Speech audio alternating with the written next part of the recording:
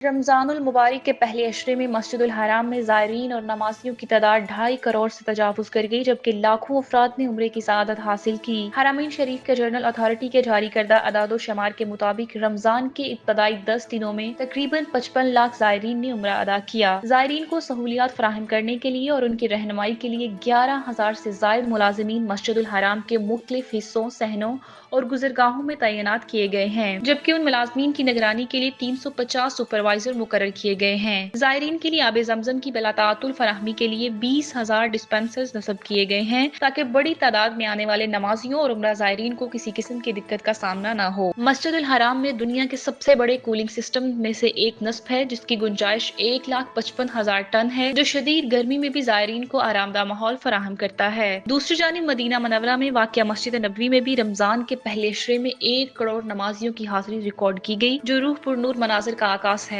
حکام کے مطابق رمضان کے بقیہ دنوں میں زائرین کی تعداد میں مزید اضافے کی توقع ہے، جس کے پیش نظر انتظامات کو مزید مؤثر بنایا جا رہا ہے تاکہ متعمرین اور نمازیوں کو مکمل سہولیات فراہم کی جا سکیں۔ بھارتی کرکٹ ٹیم کے مسٹری اسپنر وارن چکراورتی نے انکشاف کیا ہے کہ 2021 کے T20 ورلڈ کپ میں پاکستان کے ہاتھوں عبرتناک شکست کے بعد انہیں جان سے مارنے کی دھمکیاں دی گئیں۔ انہوں نے کہا کہ وہ بہت امیدوں کے ساتھ اس میگا ایونٹ میں شریک ہوئے تھے، لیکن پاکستان کے خلاف 10 وکٹوں سے شکست نے نہ صرف انہیں بلکہ پوری بھارتی ٹیم کو شدید دباؤ میں ڈال دیا۔ میچ میں ان کی کارکردگی مایوس کن رہی، انہوں نے اپنے چاروں اوورز میں 33 رن دیے اور کوئی وکٹ حاصل نہ کر سکے۔ اس شکست کے بعد انہیں دھمکی آمیز کالز موصول ہوئی، جن میں انہیں بھارت واپس نہ آنے کی ہدایت دی گئی اور سنگین نتائج کی دھمکیاں دی گئی۔ وارن چکراورتی کے مطابق جب وہ ایئرپورٹ سے واپس جا رہے تھے تو کچھ افراد موٹر سائیکلوں پر ان کا پیچھا کرتے رہے۔ یہی نہیں بلکہ کئی دنوں تک نامعلوم افراد ان کے گھر کے قریب آ کر انہیں تلاش کرتے رہے، جس کی وجہ سے بعض اوقات انہیں چھپنا بھی پڑا۔ انہوں نے اعتراف کیا ہے کہ یہ صورتحال ان کے لیے انتہائی خوفناک تھی اور اس دباؤ نے انہیں ذہنی طور پر متاثر کیا۔ واضح رہے کہ 2021 کے T20 ورلڈ کپ میں پاکستان نے بھارت کو پہلی بار ورلڈ کپ مقابلوں میں شکست دی تھی۔ اس میچ میں پاکستانی کپتان بابر اعظم اور وکٹ کیپر بلے باز محمد رضوان نے ناقابل شکست نصف سنچریاں سکور کر کے بھارت کو ٹورنامنٹ سے باہر کر دیا تھا۔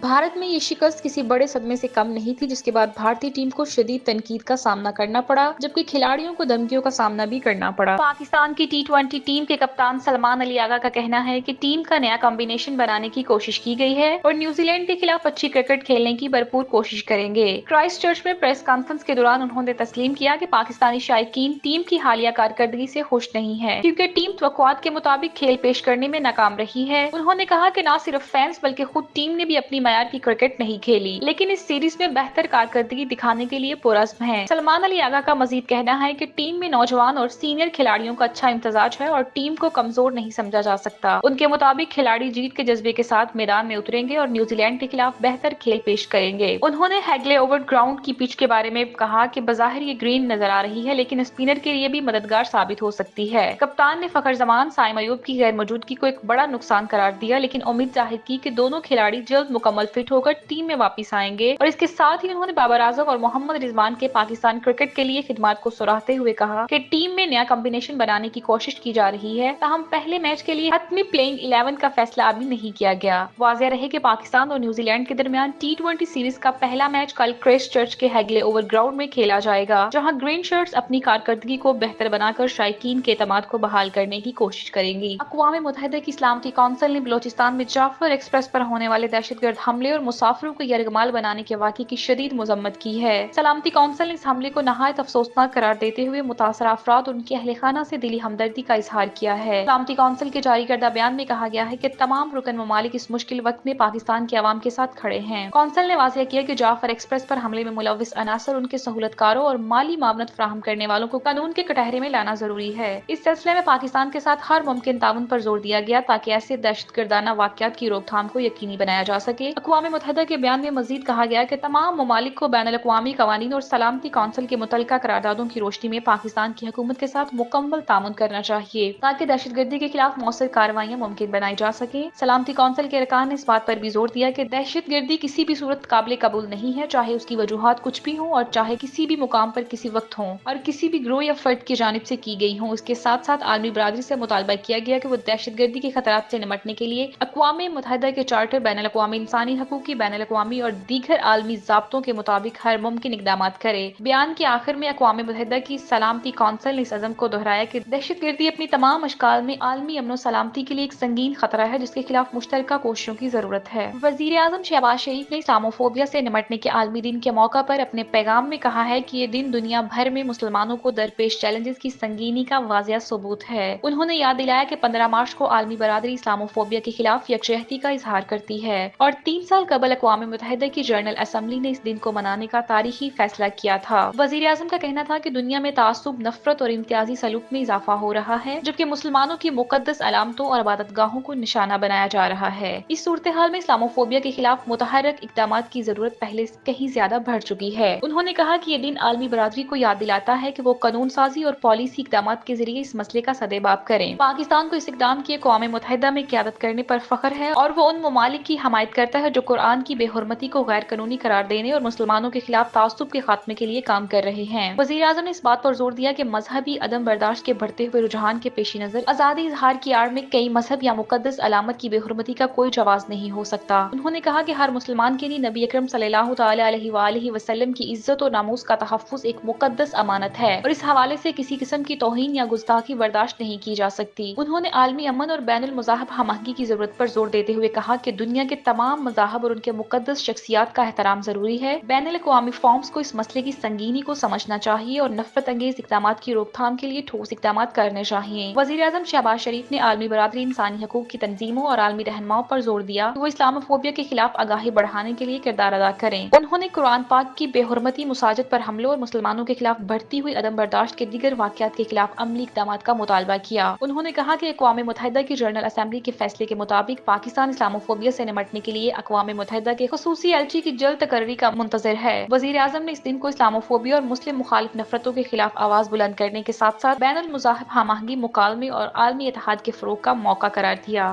وزیر اعظم شہباز شریف نے کہا کہ پاکستان اسلام کے محبت اور امن کے حقیقی پیغام کو دنیا میں پھیلانے کے عزم پر قائم ہے اور عالمی برادری سے مطالبہ کرتا ہے کہ وہ اسلاموفوبیا کے خلاف مؤثر اقدامات کرے تاکہ دنیا میں مذہبی رواداری اور بھائی چارے کو فروغ دیا جا سکے۔